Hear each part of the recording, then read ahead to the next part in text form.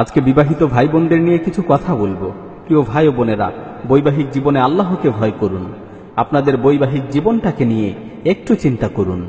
আজকে আমাদের সমাজে এমন অনেক দম্পতি রয়েছে যারা খুব আনন্দ ফুর্তির সাথে বিবাহ বন্ধনে আবদ্ধ হয়েছে, অথচ আজকে তাদের ঘরে বিবাহের সেই আমেজ আর নেই।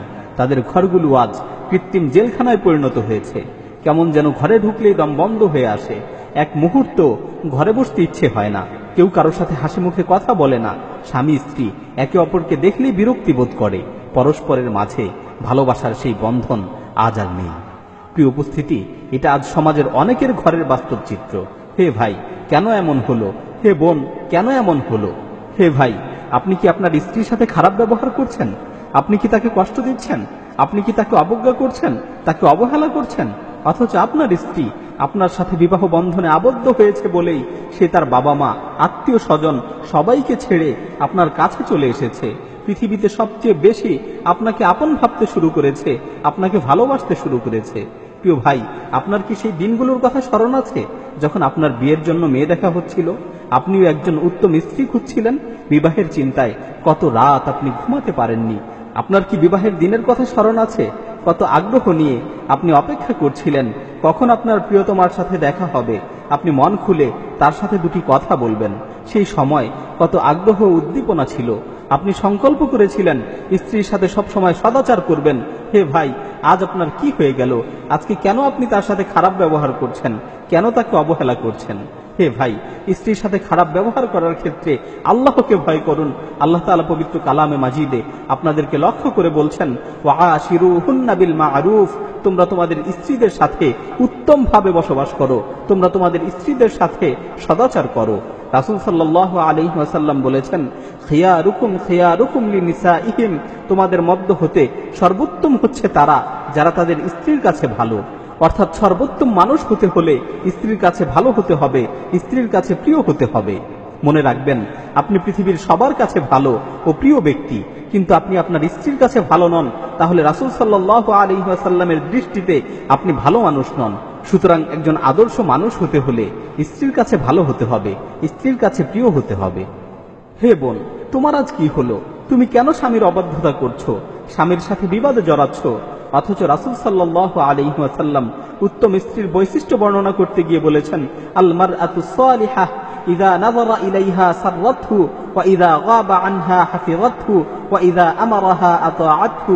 উত্তম স্ত্রী হচ্ছে সে যাকে দেখলে মন প্রফুল্ল হয়, অন্তর পরিতৃপ্ত হয়। স্বামী যখন তার থেকে দূরে থাকে সে নিজেকে সংরক্ষণ করে, হেফাজত করে। যখন তাকে কোনো কিছুর আদেশ করা হয় তখন সে তা মান্য করে, সে তা পালন করে। হে বোন, তুমি কি তোমার স্বামীর অবাধ্যাচরণ করছো? অথচ তোমার স্বামী হচ্ছে তোমার জন্য আল্লাহর নৈকট্যশীল হওয়ার একটি মাধ্যম। তোমার স্বামী হচ্ছে তোমার জন্য জান্নাতে প্রবেশের একটি মাধ্যম। রাসূল সাল্লাল্লাহু আলাইহি ওয়াসাল্লাম বলেছেন, ওয়াল্লাযী নাফসি বিয়াদিহি লা তুআদ্দিল মারআতু হাক্কা রাব্বিহা হাত্তা তুআদ্দি হাক্কা যাওজিহা। ওই সত্তার কসম করে বলছি যার হাতে আমার জীবন, কোন মহিলা ততক্ষণ পর্যন্ত আল্লাহর হক পরিপূর্ণরূপে আদায় করতে পারবে না যতক্ষণ না সে তার স্বামীর হক পরিপূর্ণরূপে আদায় করে। মুসনাদে আহমদের অন্য হাদিসে বর্ণিত হয়েছে, রাসূল সাল্লাল্লাহু আলাইহি ওয়াসাল্লাম ইরশাদ করেন, ইযা সাল্লাতিল মারআতু খামসাহা ওয়া সামাত শাহরাহা ওয়া হাফিযাত ফারাজাহা ওয়া আতাআত যাওজাহা কিলা লাহা উদখুলিল জান্নাতা মিন আইয়ি আবওয়াবিল জান্নাতি শি'ত।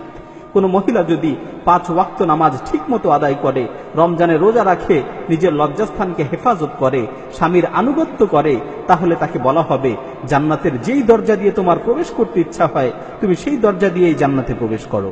হে বোন, শুনলে তো?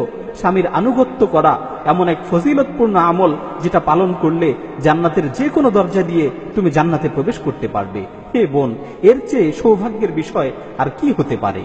অন্য হাদিসে বর্ণিত হয়েছে, আইয়ুমা ইমরাআতিন মাতাত ওয়া যাওজুহা আনহা রাদিন দাখালাতিল জান্নাহ। রাসূল সাল্লাল্লাহু আলাইহি ওয়াসাল্লাম বলেন, কোন মহিলা যদি তার স্বামীকে সন্তুষ্ট রেখে মৃত্যুবরণ করে তাহলে সে জান্নাতে প্রবেশ করবে। সুতরাং হে বোন, স্বামীর আনুগত্য করো, স্বামীর অবাধ্যাচরণ করো না, স্বামীর প্রতি কৃতজ্ঞ হও, স্বামীর অকৃতজ্ঞতা প্রকাশ করো না। পরিশেষে স্বামী স্ত্রী উভয়কে লক্ষ্য করে আবারও বলছি, প্রিয় ভাই ও বোন, বৈবাহিক জীবনে আল্লাহকে ভয় করুন, নিজেদের বৈবাহিক জীবনটাকে ইসলাম অনুযায়ী পরিচালিত করুন, পরস্পর একে অপরকে আন্তরিকভাবে ভালোবাসুন, একে অপরকে সর্বদা সন্তুষ্ট রাখার চেষ্টা করুন, একে অপরের প্রতি সদাচার করুন, নিজেদের ঘরের পরিবেশকে ইসলামী পরিবেশে সুসজ্জিত করুন, একে অপরকে দিন পালনে সহায়তা করুন ও উৎসাহিত করুন। দোয়া করি আল্লাহ তাআলা যেন সকলের বৈবাহিক জীবনকে ইসলাম অনুযায়ী পরিচালিত করার তৌফিক দান করেন এবং সকলের দাম্পত্য জীবনে অনাবিল সুখ শান্তি দান করেন। আমিন।